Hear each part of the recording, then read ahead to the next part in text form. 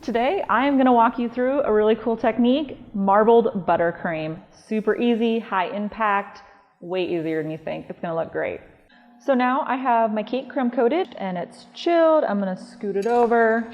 Just like the paneling method that you would use for fondant, I took my parchment, I measured it out, circumference, height, and then what I'm going to do is take my icing, and I have a little bit mixed up. It's not totally mixed up. My black is, because then in a separate bowl I can bring it over. But the key to the marbling is to have the streaks like this. You don't want it fully incorporated or you're going to have more of a watercolor look. Just take it, put it down, and then wherever you want it darker in your new bowl. And I have different tones of gray. You can use any color, you can do any tone like this. Just barely mix it in, add it, and then you can just go along. And you can have it be as much or as little as you want. If you don't want a lot of marbling, you don't have to.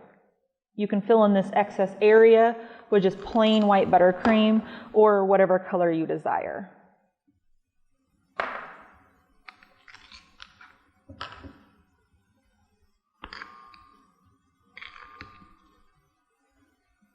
And then be mindful on the side, wherever you're going to end up. The back of this cake isn't going to be completely like paneling for fondant. It's not going to be completely even. So you're able to buffer it out in the same fashion, but it's not going to have the same type of look. But I always make sure that I go to one side and then leave the other side a little bit open so I can overlap it nicely. Because once I've applied this to the cake, I'm going to chill it.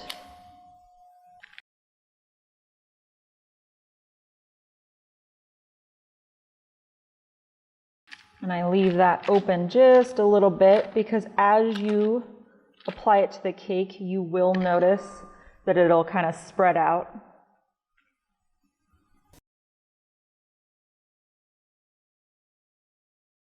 So now that I have the buttercream all laid down, I'm going to scoot it forward and I'm going to scoot my chilled cake in.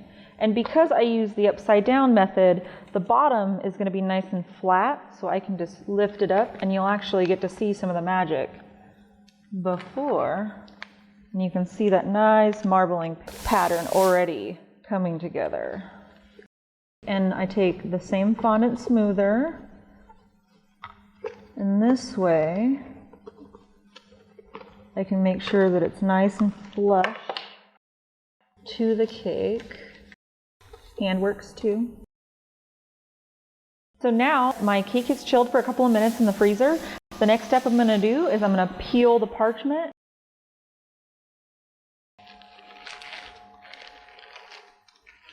And you don't have to worry about this top part because I'm going to trim it off.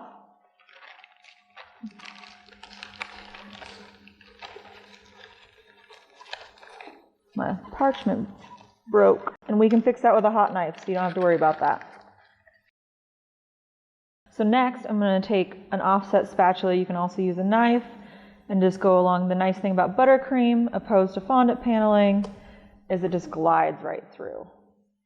So you can just keep it nice and level. And since it's frozen, when it drops down on your cake, you can just pick it right back up. You don't have to worry about it smearing or getting in the way. And plus, it's the bottom of the cake, so it really doesn't matter. Now, take some of my excess buttercream that I have here, fill in the gaps, kind of clean that up, make it nice and level. So now I'm going to put the cake board on the bottom of the cake. I'm going to make sure that it's kind of centered, and then I'm going to flip it over. And then I'm going to go back over it with just a little bit of buttercream. Not with that spatula though. And with it being chilled, it's nice because when I go over it like this, it doesn't really disturb the top as much as it would if it's warmer. So in the back part, I just added a little extra buttercream. It's not going to be the prettiest part, that's why it's the back. I try not to ever have a back on my cakes, but with this buttercream marbling, it's kind of unavoidable, unfortunately. I don't run it over the marbling part because then it'll get right back into more of a watercolor effect. But I also want to make sure that it's nice and smooth, it has a nice transition. What I like about this technique is that you can make it your own. It doesn't have to be perfect, it doesn't have to be the same, every cake's going to be different.